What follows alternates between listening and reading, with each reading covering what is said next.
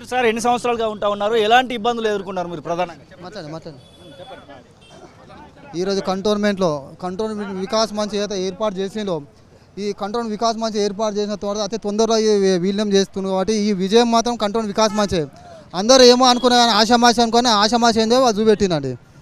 ఈ వికాస్ మంచి వచ్చిన తర్వాత మా కంటోన్మెంట్ కూడా అభివృద్ధి చెందుతారని మేము ఆశిస్తున్నామండి.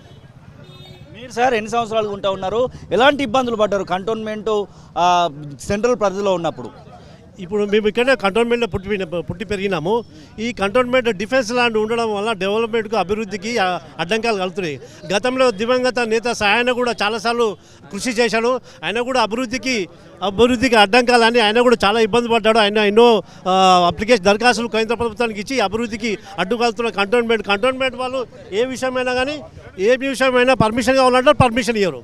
ఒక ఇల్లు కట్టాలంటే పర్మిషన్ అంటారు, పర్మిషన్ అడుగుతారు, మళ్ళీ పర్మిషన్ ఇవ్వరు. ఈ విధంగా అభివృద్ధికి ఆటంకం డిఫెన్స్ వలన ఈ కంటోన్మెంట్లో డిఫెన్స్ ల్యాండ్ ఎక్కువ ఉన్నందుకు అభివృద్ధి జరుగుతలేదు. ఇదే కారణం. దీనికి కంటోన్మెంట్ వికాస్ వాళ్ళు నాయకులు చాలా కృషి చేసిన వాళ్ళకి ప్రత్యేక ధన్యవాదాలు. ఇక్కడ మీరు వెళ్ళడానికి కూడా గేట్లు వేసి అడ్డుకున్నటువంటి సందర్భాలు ఎప్పుడైనా ఎదురైనా మీకు? అది వాస్తవం. కంటోన్మెంట్ వాళ్ళు గేట్లు అడ్డుకొని రహదారులు బంద్ పెట్టి మళ్ళీ మా రాజకీయ నాయకులు ఎంపీ గారు ఎమ్మెల్యే గారు వాళ్ళ కృషి వలన మళ్ళీ గేట్లు తెరిపించడం జరుగుతుంది, మళ్ళీ గేట్లు మూయడం జరుగుతుంది, మళ్ళీ మా నాయకులు వచ్చి తెరిపించడం. ఈ విధంగా పోరాటం జరుగుతుంది. కంటోన్మెంట్కు సివిలియన్కు డిఫెన్స్కు ఈ విధంగా జరుగుతుంది. ఇప్పుడు ఈ మెర్జ్ వలన ఇటువంటి సమస్యలు ఉంటాయని మేము భావిస్తున్నాం. మా కంటోన్మెంట్ ప్రజలకు ఈ గేట్ల సమస్య పూర్తిగా తొలగిపోతుందని మేము భావిస్తున్నాం. అసలైన తొలి వెలుగు.